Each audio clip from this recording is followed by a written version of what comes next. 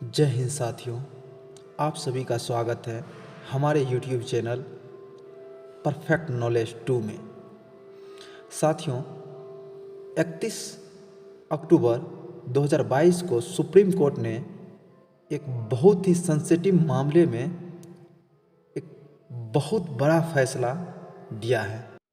साथियों, सेंसिटिव फैसला ये है कि सुप्रीम कोर्ट ने टू फिंगर टेस्ट पे बैन लगा दिया है और सख्ती से इसका पालन करने के लिए कहा गया है। ये टू फिंगर टेस्ट क्या है, पहले इनके बारे में जानते हैं और इनसे जुड़ी मामला क्या है वो भी जानेंगे और विदेश में इसका क्या कानून है वो भी जानेंगे। इसको सुनने के लिए आपके पास क्षमता होनी चाहिए। साथियों, औरत तो हर घर में होती है, चाहे वो माँ, बहन, बेटी या अन्य कई रूपों में हो सकते हैं, लेकिन होते तो सभी के घर में हैं। साथियों, जब किसी लड़की या महिला का रेप होता है तो उसको मेडिकल के क्षेत्र में सत्यापित करने के लिए एक प्रकार का जांच है जो कि बहुत ही बेकार टाइप का, अमानवीय टाइप का, जिससे पीड़िता और भी दुखी हो जाए, ऐसा टेस्ट है। चलिए जानते हैं क्या है।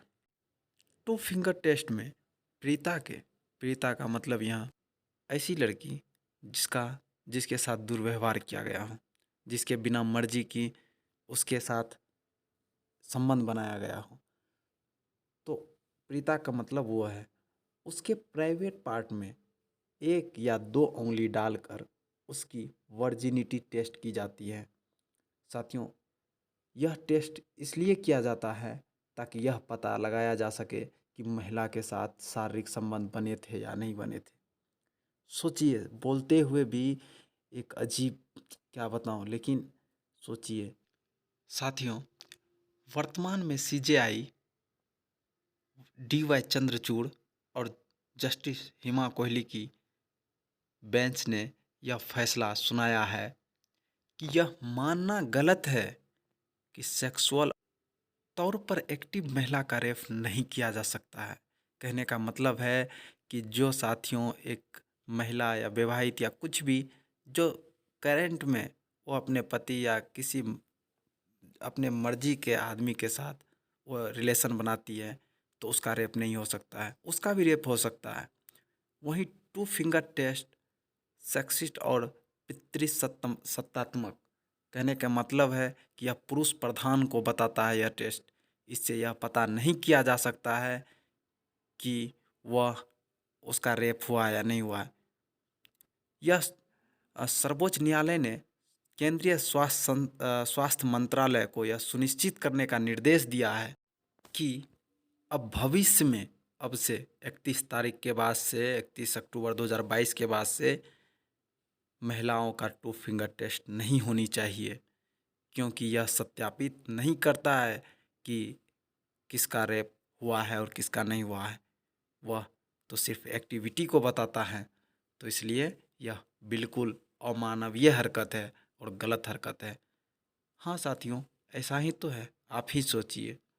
वहीं सुप्रीम कोर्ट ने आगे बताते हुए कहा है कि यह पीड़िता के साथ और भी अन्याय होता है कि उसे दोबारा उस टाइप का दर्द से गुजरना पड़ता है, उस टाइप का एक अलग टाइप का हरकत से गुजरना पड़ता है, जिससे कि वह समाज में और भी बेइज्जती फील करती है। साथियों, आगे अब ये सवाल भी है कि अभी इस मामले पर चर्चा क्यों हो रही है। तो इसका जवाब है साथियों, झारखंड हाई कोर्ट ने राज्य सरकार बनाम शैलेंद्र कुमार राय के केस में टू फिंगर टेस्ट को आधार मानते हुए रेप और हत्या के आरोपी को बरी कर दिया था। अब सुप्रीम कोर्ट ने हाई कोर्ट के फैसले को पलटकर आरोपी को दोषी माना है।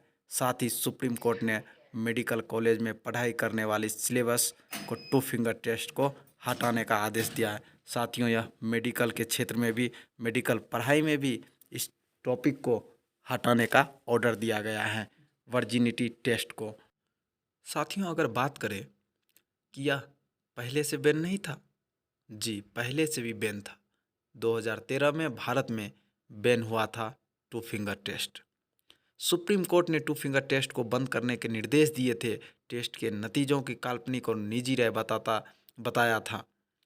2014 में हेल्थ मिनिस्ट्री जारी कर चुकी है इस पर गाइडलाइन, फिर भी इसका राज्यों में धड़ल्ले से उपयोग हो रहा था। कोर्ट के मुताबिक यह राइट टू प्राइवेसी का भी उल्लंघन है। सबसे बड़ा पॉइंट, यह राइट टू प्राइवेसी का भी उल्लंघन है। साथियों, इसके बारे में जानते हैं कि WHO में इसकी क्या राय है और यह कितने देशों में प्रतिबंधित है। अंतर्राष्ट्रीय स्तर पर कानून क्या कहते हैं इसके बारे में। विश्व स्वास्थ्य संगठन यानी WHO पहले ही टू फिंगर टेस्ट को अनैतिक बता चुका है। WHO ने कहा था कि ये रेप के केस में अकेले हाइमन की जांच से सब कुछ पता नहीं चलता है। टू फिंगर टेस्ट मानवाधिकार उल्लंघन के साथ ही पीड़िता के लिए दर्द का कारण बन सकता है। ये यौन हिंसा जैसा है जिसे पीड़िता दोबारा अनुभव करती है। भारत समेत ज़्यादातर देशों ने टू फिंगर टेस्ट प्रतिबंधित किए हुए हैं। साथियों, इसमें यदि देखा जाए तो हाइलम चेकिंग की जाती है।